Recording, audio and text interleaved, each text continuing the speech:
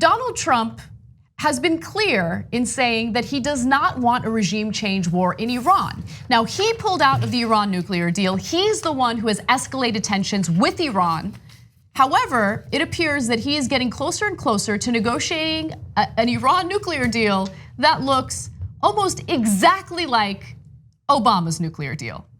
So look, there was some news earlier this week indicating that the only reason why Trump pulled out of the Iran nuclear deal is because he was salty and bitter about the fact that it was Obama who reached that deal with Iran. So he wants the credit.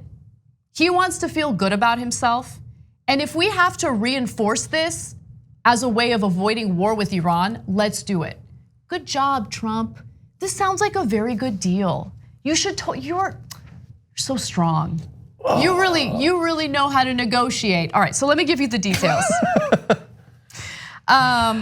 First, there was a huge miscommunication between Mike Pompeo and the foreign minister of Iran. So Secretary of State Mike Pompeo said on Tuesday that Iran appeared willing to negotiate over its missile program for the first time.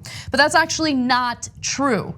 The idea was actually shot down by Iran's foreign minister, Mohammad Javad Zarif. His spokesman said that the two men had misrepresented or misinterpreted, I should say, his statements, in which he repeated past demands that if the United States wants to talk about missiles, it should stop selling weapons, including missiles, to regional states. And what he's specifically referring to there is the US sale of arms to Saudi Arabia and the Emiratis, basically. And it really does destabilize the region because you have all these foes in this part of the world. And if you're selling weapons to Saudi Arabia, you're selling weapons to the UAE, well then that stokes tensions and fears with people in Iran, with the government in Iran. So he's not saying we're gonna stop with our missile program. He's saying, before you point fingers at us, why don't you take a good hard look at what you're doing, United States? That's what he was trying to say. Now, when it comes to what Trump is trying to do here, again, he doesn't want a regime change war because it's actually politically unpopular.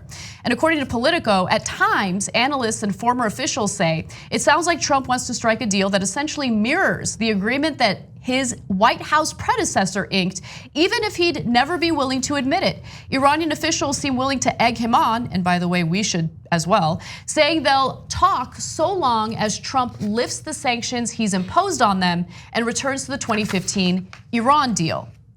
And also someone within Trump's administration spoke on the condition of anonymity and said something along the lines of, none of this is making sense, I don't know what's going on. Yeah. So jump in, what do you think about all this? I think it's nonsense, as much of our politics is. I guess if we have to spend literally years fighting to get back to the status quo of the Obama administration, it's better. It's certainly better than war. And I hope that this theory that he just wants to do whatever it takes to have the deal, but say that it's his, I hope that that's right. I fear that it's not. I fear that, putting him in this position was, allowing him to become president is a great way to go to war with Iran, if that's what you want. It certainly increases the chance that we'll have conflict with them. He's expressed the belief that a president who wants to win re-election could start a conflict with Iran in the past, and now he's in that position if that's what he wants to do. He seems to despise and completely distrust its leadership, and I fear that especially if polling is going against him in the next year, he could start some sort of conflict with them. Well, let me give you this next quote from Trump that might make you feel a little better. Now, of course, no Trump quote ever has before, but sure. He goes back and forth. 1 minute he's stoking tensions, the other minute he's in love with Kim Jong-un, and we don't have to worry about a nuclear war at that very moment. But in terms of Iran, he says, quote, "They can't have a nuclear weapon. We want to help them. We will be good to them, and we will work with them.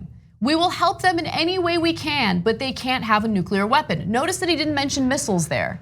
So he is focusing on preventing them from developing nuclear weapons. He's saying that he's gonna be much nicer, he's gonna be good to them. I think that statement is a positive sign, but again, you never know where Trump is gonna go, especially when you have warmongers like Bolton in his administration. Mike Pompeo is apparently more concerned about his political career post-Trump administration. So he's worried that if we're not taking punitive actions against Iran, more aggressive actions against Iran, that it's gonna hurt his Republican political career in the future. It's just amazing how little they care about anything, about doing the right thing, about representing the American people, about keeping us safe. They don't care about any of that. All they care about is their own career and how they're gonna look after the Trump administration. I got news for you, Pompeo. You're in the Trump administration. You're trash. So, Jeez, that's true.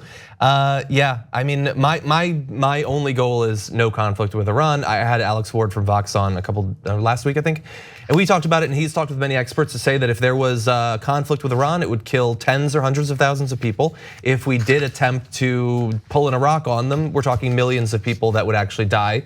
It's absolutely horrendous. I hope that Donald Trump is in his weird Kim Jong-un mode, but I fear that he's not. He's an idiot when it comes to these things, and I don't trust him at all. I personally think that the Iran nuclear deal was really, really inconvenient for neocons who want wars. It stops Iran from doing the sorts of moves that are used as a pretext for conflict.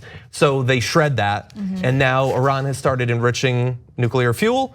And so that can be used as a pretext for war. They have set up a position that makes it easier for them to lie us into another war. And I'm worried that that's what we're seeing. Yeah, one thing that is different from previous cases where we've been goaded into war is that I think Americans are a lot more aware of the fear mongering that we see from the right wing.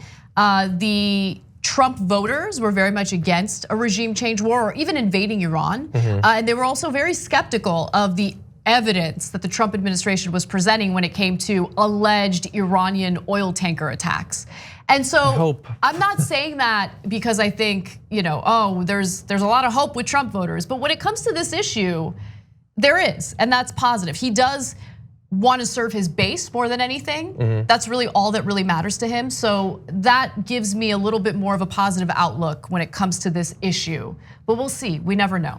Yeah, I hope so. I will say that I would have to see polls now on what his base, let alone the American public, think.